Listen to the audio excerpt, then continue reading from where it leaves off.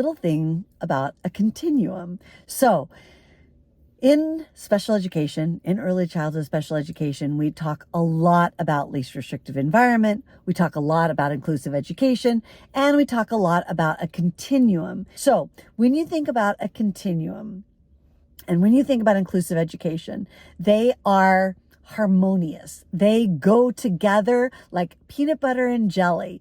It is not one or the other. So, for example, you wouldn't say, I would love to be inclusive, but we have to provide a continuum of whatever you might say, which we'll come back to.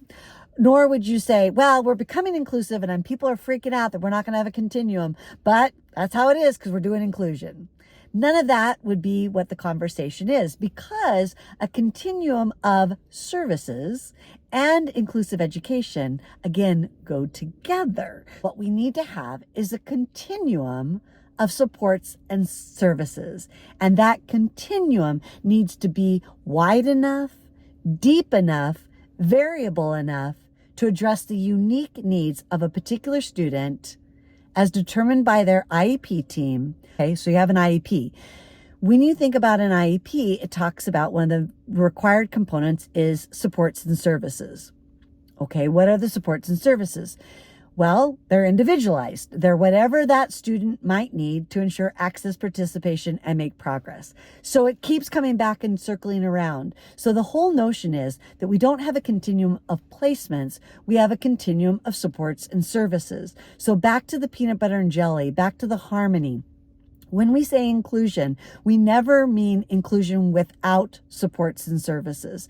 Now, those supports and services don't automatically mean a paraprofessional, and that's a conversation for another time.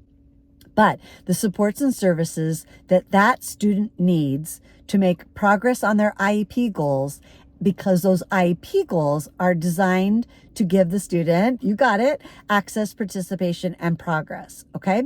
Then you can also have an IEP that bypasses IEP goals and goes straight to services. Now, you have to have at least one IEP goal because it's a required component under IDEA. But the more important part of the IEP beyond the goals are the supports and services, because for every IEP goal, it must be paired with supports and services, or a need identified by the IEP team must be addressed through supports and services. So it's not about access to a place. So the general ed curriculum is not the general ed classroom. Now, some people might say, oh, this is my opportunity to say, oh, see, we don't have to ensure that all kids are in the gen ed classroom. The kicker is, where is the general education curriculum? Where are general education peers? Where are the progress we would expect to make towards standards being taught? Well, a great deal of that is in the general education classroom. So it gets very confusing very quickly. But when it comes to IDEA, the notion is, how do I ensure access, participation, and progress in the general education content? So how do they go together? So under federal law in the United States, that's the Individuals with Disabilities Education Improvement Act. We call it IDEA 2004, or IDEA, or IDEA 2004.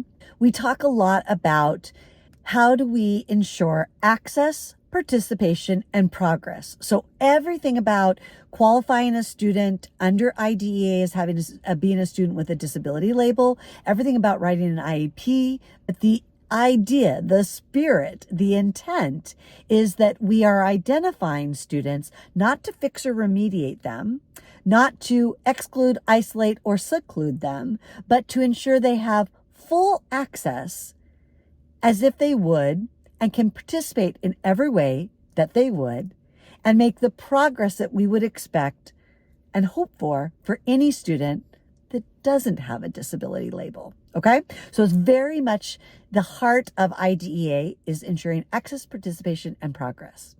So